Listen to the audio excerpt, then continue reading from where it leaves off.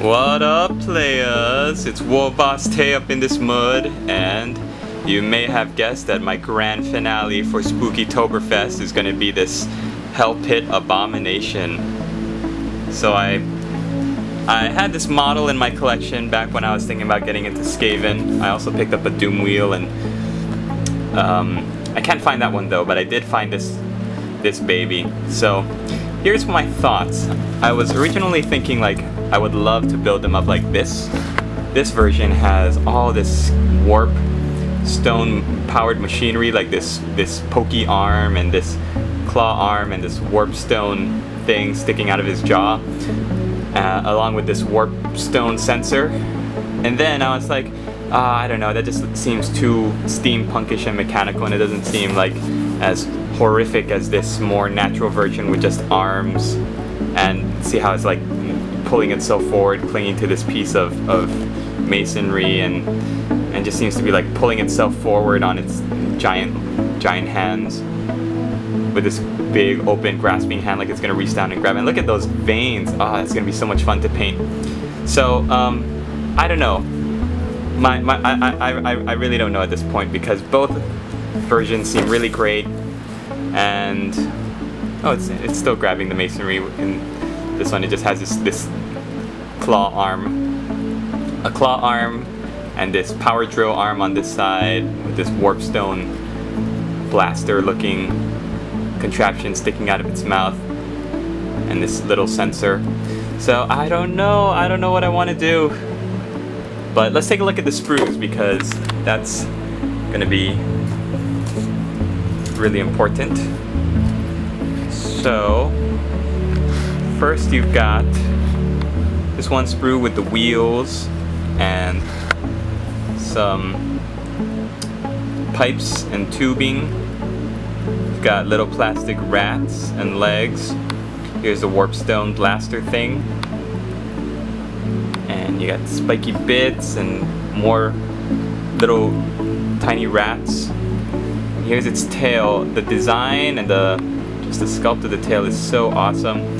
So spiky. Fantastic. And here's the silver claw. I might just do that just because it's so much fun. It looks like so much fun to paint the silver of the claw.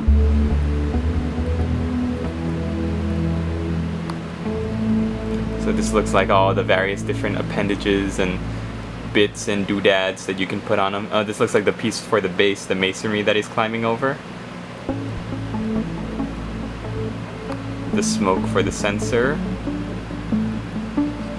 There it is. There's the power drill arm.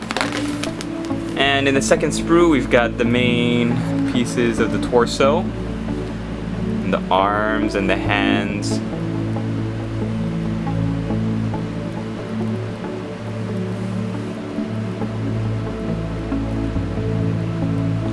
Alright, so what I'm going to do is I'm going to build them up. We'll see how I decide to build up my model when we get back. So here's my completed Hell Pit Abomination. As you can see, I added on the Terminator arm, as well as the spiky power drill looking arm. What I really love are the options for the heads popping out of the top.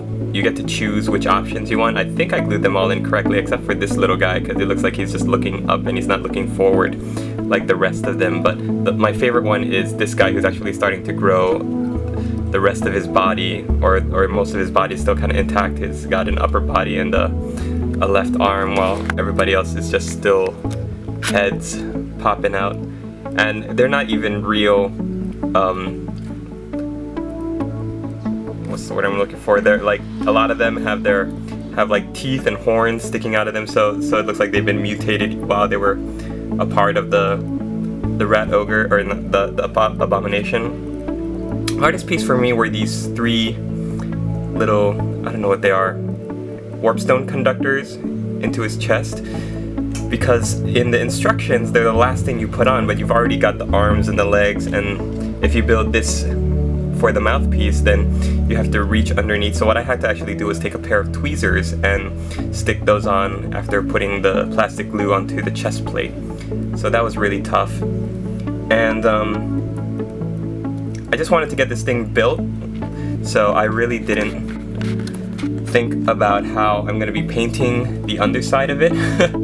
so we'll see how that goes, but what I really like is the wheel underneath as well. The wheel is really awesome, and there are you'll see a lot of joints that I'm going to need to cover up with liquid green stuff, so I'm going to do that before I take it out to paint. But the wheel is awesome. You get to move it. I'm just not sure how I'm gonna it moves. Not sure how I'm going to paint it.